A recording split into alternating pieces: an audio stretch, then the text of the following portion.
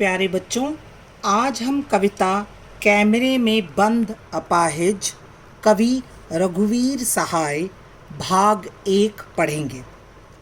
कैमरे में बंद अपाहिज कविता में दूरदर्शन कर्मियों की संवेदनहीनता और क्रूरता पर प्रकाश डाला गया है। प्राय मीडिया में कार्यक्रम को आकर्षक और बिकाऊ बनाने के लिए मानवीय दुख दर्द को खोल कर दिखाया जाता है। अपाहिजों को कैमरे के सामने लाकर उनसे बड़े क्रूर प्रश्न पूछे जाते हैं। उनके सोए हुए दर्द को जानबूझकर ताज़ा किया जाता है। मीडिया की कोशिश होती है कि अपाहिज व्यक्ति अपने दर्द से और दर्शक करुणा से रो पड़े। इस प्रकार उनका कार्यक्रम रोचक बन जाता है।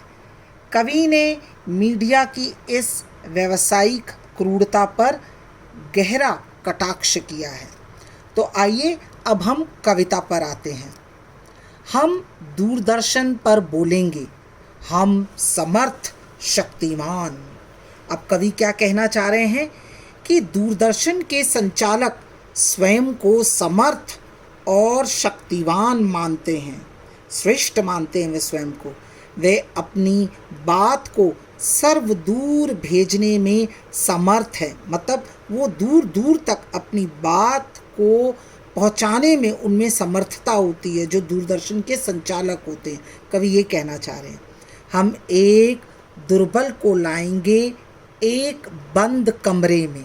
अब आगे कवि क्या कहते हैं, अब दूरदर्शन के जो संचालक वो क्या कहता है, संचालक कहता है हम स्टूडियो के बंद कमरे में एक कमज़ोर और निरीह प्राणी को बुलाएंगे। फिर क्या करेंगे, उससे पूछेंगे तो आप क्या अपाहिज हैं? तो आप क्यों अपाहिज हैं? आपका अपाहिजपन तो दुख देता होगा, देता है। अब आगे देखिए, जो कार्यक्रम के संचालक होते हैं, जो अपाहिज जो पहले से ही दुखी है उसे और कैसे दुखी करते हैं। हम एक लूले लंगड़े या अपाहिज को कैमरे के सामने लाकर उससे पूछेंगे तो हाँ बताइए कि क्या आप अपाहिज हैं? वह उसका उत्तर दे। इससे पहले ही हम उससे पूछेंगे आप क्यों अपाहिज हुए। यह प्रश्न बहुत बेतुका होगा, इसलिए अपाहिज इस पर मौन रहेगा। तब उसके दुख को कुरेदा जाएगा, उससे प्रश्न पूछा जाएगा, आपका अपाहिज होना आपको दुख देता होगा? इस पर भी अपाहिज मौन रहेगा। तो उससे फिर पूछा जाएगा, क्या आपका अपाहिज होना आपको सचमुच दुख देता है? बताइए, क्या आप अपाहिज होने के कारण दुखी हैं? अब आगे देखिए कविता में कवि ने कैसे बताया है, कैमरा दिखाओ इसे बड़ा बड़ा, हाँ तो बताइए आपका दुख क्या है, जल्दी बताइए। वह दुख बताइए, बता नहीं पाएगा।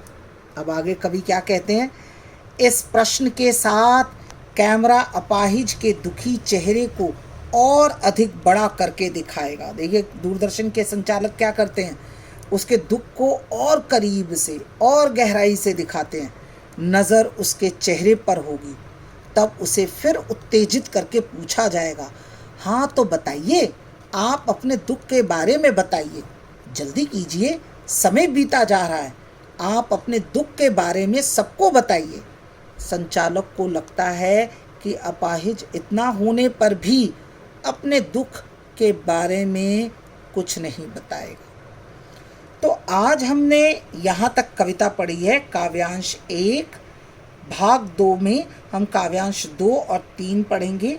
तो आपको ये स्पष्ट हो गया होगा कि किस तरह से जो कार्यक्रम के संचालक होते हैं, जो कमज़ोर होता है, असहाय होता है, जो पहले से ही दुखी और पीड़ित होता है, उसे किस तरह के सवाल पूछते हैं ताकि उनका दुख और उजागर हो सके और उनका कार्यक्रम बहुत प्रसिद्ध हो सके, ताकि उनकी टीआरपी बढ़ सके।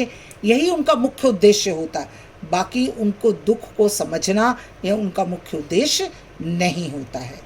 तो आज हम यहीं तक पढ़ेंगे। अगली वीडियो में मैं भाग 2 काव्यांश 2 और काव्यांश 3 पढ़ाऊँगी। इससे संबंधित ERP में वर्कशीट दे दी जाएगी। आपको इन प्रश्नों के उत्तर जो ERP में दिए गए हैं वर्कशीट पर, वो लूज शीट्स पर करने हैं। धन्यवाद।